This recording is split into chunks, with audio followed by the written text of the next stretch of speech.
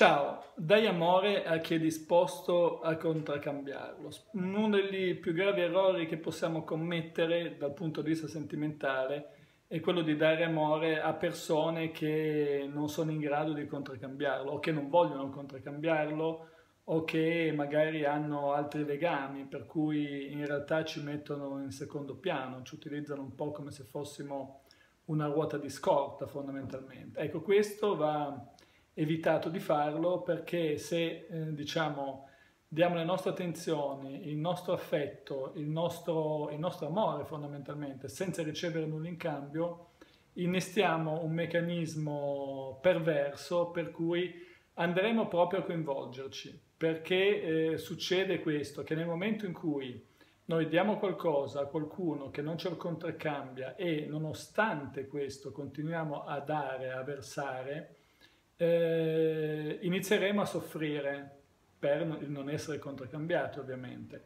Nel momento in cui iniziamo a soffrire, se noi non interrompiamo questo circuito di sofferenza, quindi smettendo di erogare il servizio oppure decoinvolgendosi, la nostra parte emotiva avrà subito la capacità di cogliere questa sofferenza come una fonte di nutrimento e quindi, visto che questa persona ci fa soffrire, ci legherà ancora di più a questa persona, in modo tale da avere più tensioni emotive per agganciarsi proprio alla sofferenza. Se invece vogliamo sbloccare questo meccanismo, abbiamo due possibilità. Una consiste nel decoinvolgersi e nel quindi agire strategicamente.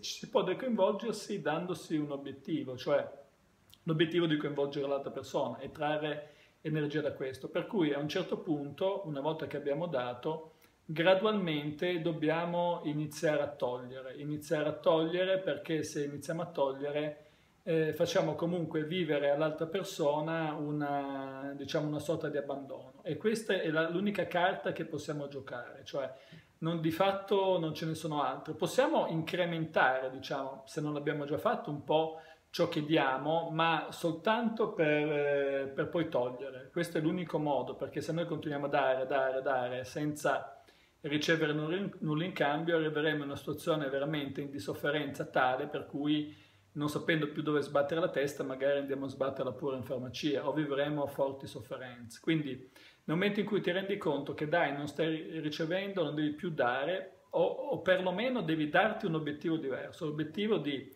coinvolgere questa persona per poi fare quello che vuoi, ma probabilmente se non è la persona giusta per chiudere poi. Quindi è importante avere la forza di chiudere e quindi l'unico modo è quello di iniziare a togliere, quindi diminuire il numero dei messaggi, diminuire l'attenzione, diminuire la disponibilità. Bisogna fare tutto questo se si vuole ottenere qualche risultato. E quindi spero veramente che questo messaggio possa arrivare forte e chiaro per tutte le persone che stanno soffrendo per amore. Bene, per questo video è tutto. Se ti iscrivi al canale avrai la possibilità di fare una domanda e di ricevere un video di risposta. Se il video ti è piaciuto metti un like e condividilo con i tuoi amici. Ciao!